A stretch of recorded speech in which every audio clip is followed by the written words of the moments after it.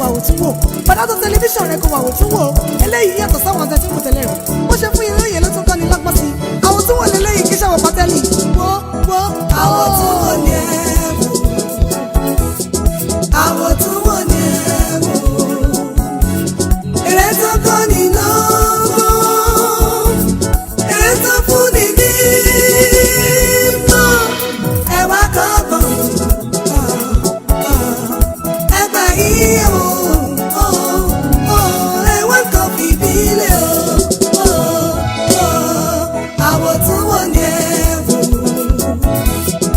àwọn tún wò ní ẹ̀wò èrè tó kọ́ ni lọ́wọ́ èrè tó fún ni ní mọ́.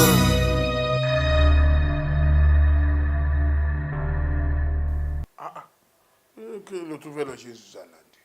Nǹkan tí mò ń try láti ṣàlàyé fún ẹ ni wípé ńgbà tí mo wà ní position mi tí mo ṣe wà ní minister ṣó mọ̀ pé gbogbo ẹ̀sùn tó kà sí mi lẹ́sẹ̀ tó fi rán mi lọ síbi tí ń lọ yẹn kì í ṣe pé mi náà fi ọwọ́ mẹ́wẹ̀ẹ̀wá jẹun èmi náà ń rọjọ́ ọ̀la gbogbo àwọn owó tán ni mo kó mo. ẹni tó bá ní báàgì báyìí mo ti bá kó wá sí police station yín wá gba ṣàmẹ́pẹ́ máa yẹn àti rédíò àti tẹlifíṣàn kò sí àti pépà kò sí tó lè ṣe wọ́n ṣe kì í mọ́lẹ̀ ní tọ́sọ́ sẹ́wọ̀n.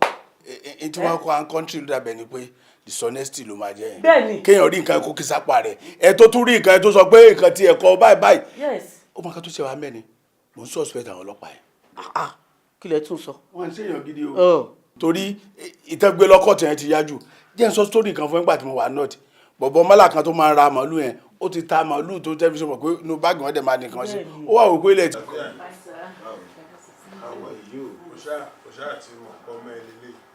Ọmọ tèmi lélẹ̀. Òun náà ọmọ mi ni òun mo fẹ́ ṣàlàyé fún ọmọ mi lòun náà. Ọmọ ẹ̀ta ló tún bí òun fún ìwọ. Farabalẹ̀ kó gbọ́ fìlọ̀ náà.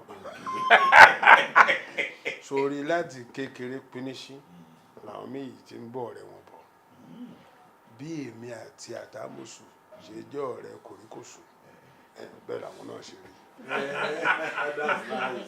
Ọpẹlẹ ẹ ṣe orí. ṣó o dẹ̀ rí ní kété tí wọ́n ṣetán ní yunifásitì wọ́n ríṣẹ́ sí Human Rights Commission bó ṣe ń wò wọ́n yìí lọ́ọ̀yà làwọn méjèèjì o akọ níwájú adájọ́ ni wọ́n àwọn ni wọ́n máa ń jà.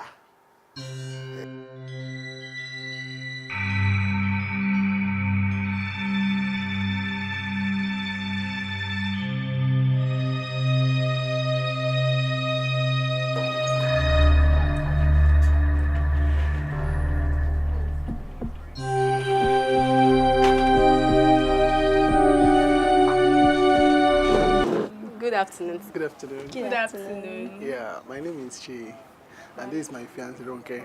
Hello. Yeah. So I think I make an inquiry from you by. Okay.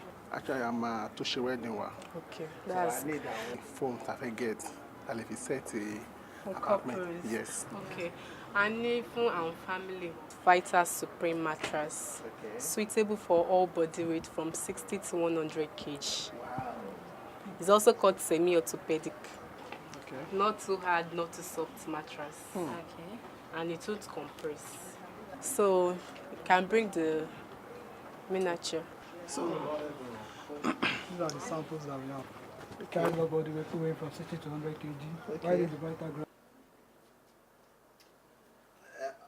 let's say, I could you make sir? Yes, sir. Even sir. Painter, sir. Bẹ́ẹ̀ ni sà mo ní kí n ṣe àlàyé fún yín nípa ibẹ̀ bẹ́ẹ̀ ni a ti lọ bẹ̀ sà. A ti wo gbogbo ẹ̀ sà, a ti wo sà. Àwọn ọ̀dà tí a máa nídìí bẹ́ẹ̀ ni mo ní kí n sọ fún yín sà. Irú ke 20 litres yẹn sà for ní inú ilé a máa nídìí tó bí 50. Ìta yẹn a máa nídìí tó bí 25. Tá a máa fi kùn sà. Dulos paint. Dulos, yeah. Bẹ́ẹ̀ ni sà. Okay, Remember we said something about getting a picnic bed? Okay, yeah, that's true. Yeah. I want to get a bag of kids to buy for picnic. Leisure mats, yeah. Leisure Mats. Wow. Yes, easy to carry. Chaleri. Yes. I see, yes. I know you. I think I'll forget. Like that. Yes, that's it. Oh. Thank you. Thank you. Yeah, this is what I was talking about. Only by Omiji. Benny, for couples, yes. That's my baby. kódà kan tí ó bá jẹ́ pé ẹ bá máa gba ọ̀nà Màgódò yẹn kọjá hòtẹ́ẹ̀lì kan báyìí tí wọ́n ń pè ní Total Hotel àwa náà la kùn ṣe irú ọ̀dà yẹn náà la lò fún bẹ́ẹ̀ òkè ẹ gba bẹ̀ yín náà wọ́n rí ẹ kọ́dà tó fáyín ní sà ẹ bẹ́ẹ̀ ní sà ẹ sà ẹ jọ sà ẹ̀m tí mo fẹ́ sọ ni wípé bóyá kí n kú mú quotation yẹn wá fún yín ní ọ́fíìsì so ẹ lè mọ iye tó máa cost wa bẹ́ẹ̀ ni sà ọ̀la ń kọ́ sà sọ́la wà òkè sà ó wà òkè sà bí time go sà 12. Yes, àtúní nǹkan tó ń jẹ́ sofa bed for bed and for chair. Wow, for bed and for Yes, can be convertible. I know you love it. to a bed And to a chair. Oh, Yes. I don't get. As in, I mean, pay a fish bed at the same time at the nursery chair. Yes. Ah, Marinda, You don't mean it. I let mean me it. see it, please. Okay. Please, can we have a look at it? Wow. Okay. Okay, that's a chair shape, right? Yes, this is a chair shape. Okay. And to a bed. Wow. Yes. Ọlọ́run á wà pẹ̀lú yín sà ẹ ṣe àdúpẹ́ sà ẹ sà máa tètè dọ́dọ̀ yín sà ẹ ṣe sà. lónà kí ló máa ń ṣe náà. mo bí ọ léèrè kí ló máa ń ṣe ọ ṣé wọ́n tiẹ̀ fẹ́ yí padà ni tó jẹ́ pé ìwà tó ń hù nígbà tó wà ní tálíkà tó lówó lọ́wọ́ bó o ṣe máa ń ṣe ìṣesí ẹ̀ kò yí padà kí ló dé tó yí padà nígbà tá a ti wà ní àìlówó lọ́wọ́ yẹn ni ló ti hùwà ọmọ tálíkà nígbà tá a sì ti kúrò ńbẹ̀ tó fẹ́ kúrò nínú ilé yẹn ó ti mú gbogbo ìwà ìṣesí ọmọ tálíkà ó ti rí bọ inú ilé tá a ti kúrò ọ wàá máa ṣe tolówó olówó la wà ní ìsìn ó rí pé mò ń fóònù lọ́wọ́ dẹ̀ tó ń fọ́ ọmọ mi ò rí ọba wí mi ò rí ọba wí àtàpàtà dìde ní ọ bàbá òní ìyá òní ṣùkẹ́ ọ̀tán. Bababumi, yes kẹ. èmi nìkan lẹ ló gbogbo oríkì yìí fún. wọn náà máa mú bẹ́ẹ̀ ó gbá máàkì. Ó dẹ má bínú o kẹdẹ wá wò tí yín náà mo kúkú ń ṣe ṣẹ́yìn ti gbàgbé pé Bùnmi máa kàròyìn láago 4 èní ni.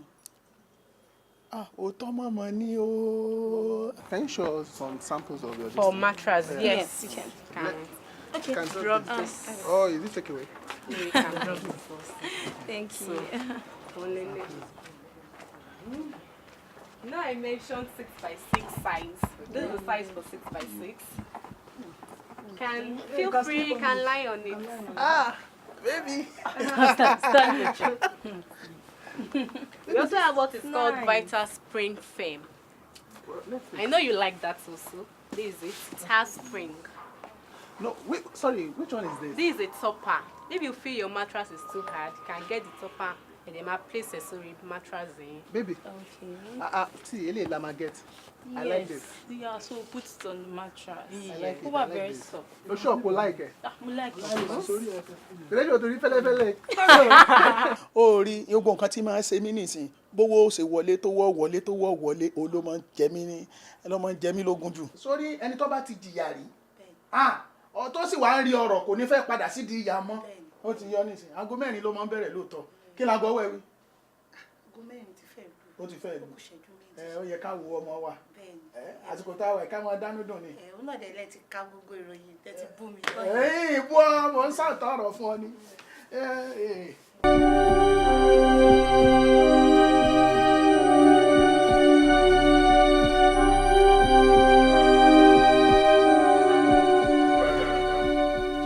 For good 8 years, kọ́dẹ̀ ti yàn mọ́ àhámọ́ without trial.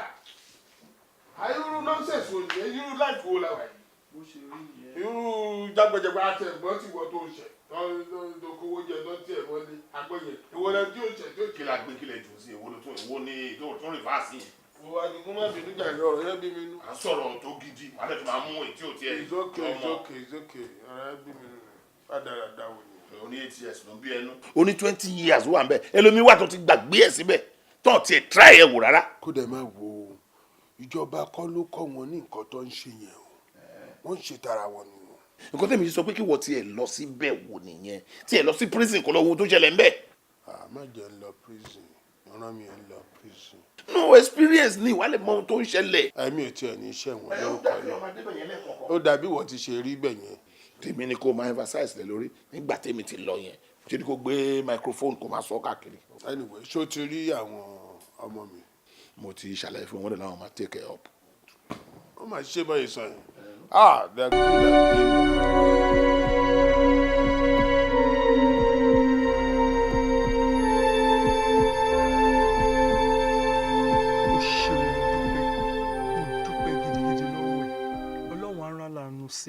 olóore ò ní wọ́n wọ̀ náà ọmọ mi ròyìn nífẹ̀ẹ́ ròyìn dáàdi mọ́mì àti Mr. Adigun effort gbogbo yín lórí ọ̀rọ̀ mi àti lórí àwọn náà ẹ ṣé gan ni mo appreciate yín more than I can ever tell but tí n bá sọ nǹkan kan fún yín kan sìn ojú tì mí láti bọ́ọ̀lẹ̀ pé kí n lọ kí mọ́mì and dáàdi àti Mr. Adigun.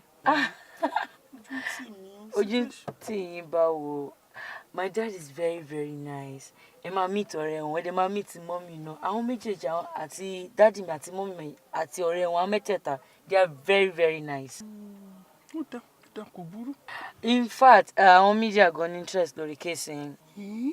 ẹ tún máa gbé mi sáyé lórí ọ̀rọ̀ yìí ẹ̀yin ọmọdé yìí. yes I ma take it up like seriously.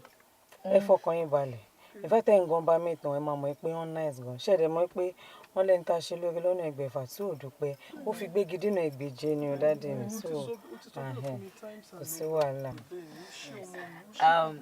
ẹ jẹ́ ká wọlé lọ kí àwọn dáadé. okay ẹ wá.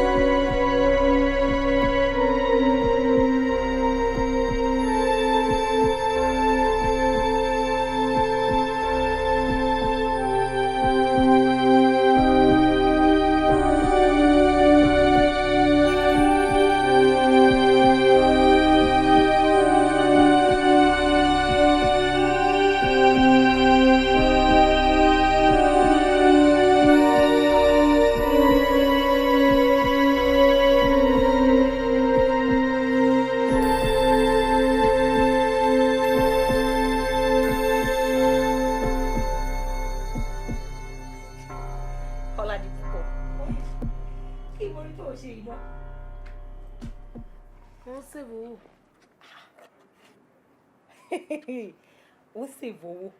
bẹ́ẹ̀ni tówó mi bá ti pọ̀ èmi mo máa lọ sí bank mo máa lọ save owó bí ẹ̀yin àti dáàdi máa save owó.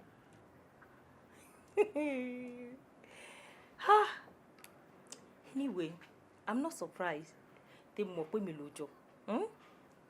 Sórí ó máa ń da kéèyàn máa save owó. Sórí Zeka account tẹ́mi pẹ̀lú dáàdi ẹ̀ open fún ẹ̀ ń gbà yẹn.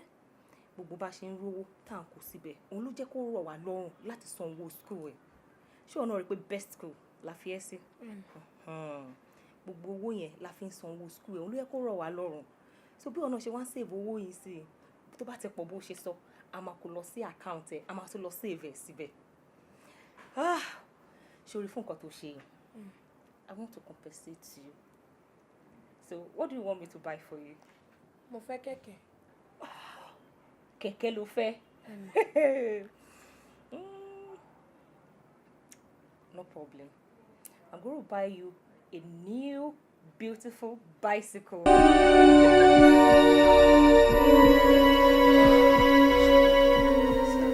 Nífẹ̀ẹ́ mi, mo really dúpẹ́ lọ́wọ́ yín gidigidi fún iṣẹ́ takuntakun tẹ́ ẹ ṣe. Mo mọ̀ pé iṣẹ́ yín náà lè ń ṣe o. Ṣùgbọ́n ẹ túnbọ̀ múra sí i Ọlọ́run á wà pẹ̀lú yín á dẹ̀ máa ràn yín lọ́wọ́. Inú mi dùn pé ẹ wí bẹ́ẹ̀ ṣe bẹ́ẹ̀ ẹ lè mú Mr. Ayọ̀délé jáde kúrò nígbèkùn àwọn ìjọba tó wà fún ẹ̀ṣẹ̀ àìmọ̀dí. Èmi gan fúnra mi inú mi dùn ọkàn mi balẹ̀ I am fulfilled.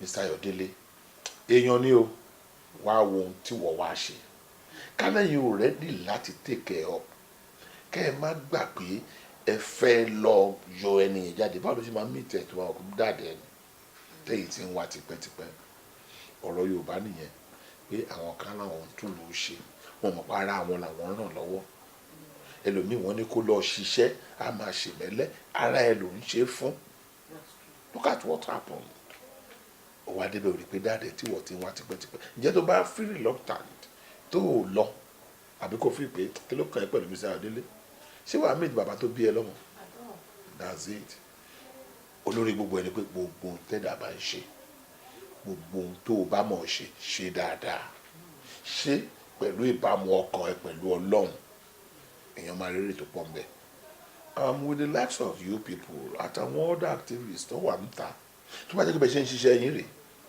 tẹ́ ń tọpinpin láti mọ kí ló gbé wọ́n débí kí ló tọ́ ti wọ́n mọ́lé for so long wọn pẹ̀lú ìtì máa dáa mo dẹ̀ gbà pẹ̀lú ìṣì máa dáa torí pa ti rí ròyìn báyìí I am ready to support you with whatever tẹ́ bá fẹ́ pẹ̀lú little connection tèmi náà bá ní a máa fún yín ní support láti make sure pé ẹ ṣiṣẹ́ tó yẹ ká ẹ ṣe láti ràn án lọ́wọ́ torí ìdí èyí ẹ gbajúmọ̀ṣẹ́ tẹ́ ẹ ṣe ẹ mọ̀ pé iṣẹ́ tó lọ́wọ́ fi ràn yín nìyẹn tẹ́ bá ń ṣe lọ báyìí ọjọ́ ọ̀la Nàìjíríà máa dáa ọjọ́ ọ̀la ìlú yìí máa dáa ọjọ́ ọ̀la gbogbo wa máa dáa Ọlọ́run á wà pẹ̀lú yín á dẹ̀ ràn yín lọ́wọ́ á tún wá máa fún yín ṣe I really appreciate you.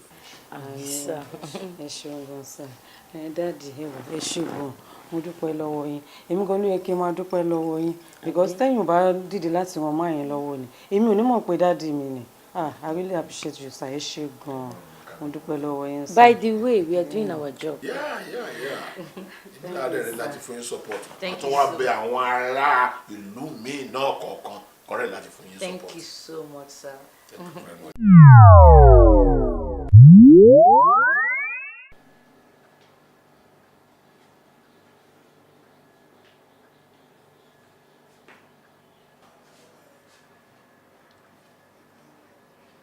Hello ọ̀rẹ́ hello kò tiẹ̀ gbé kí n bèrè pé ṣé àti kò lé wọn ni hello yeah!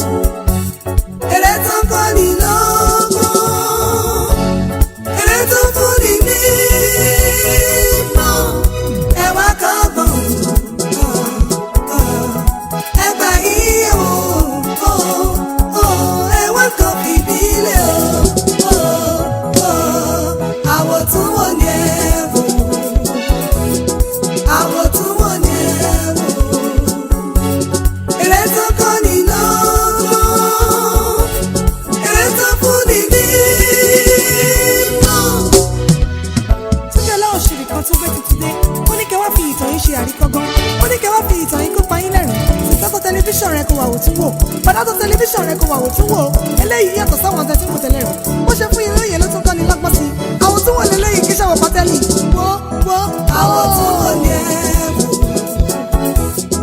àwọn tí wọ́n ní ẹ̀wò èrè tó kọ́ ni lọ́gbọ́n èrè tó fún ni ní mọ́ ẹ̀wà kọ́gbọ̀n ẹgbà yíyẹ o.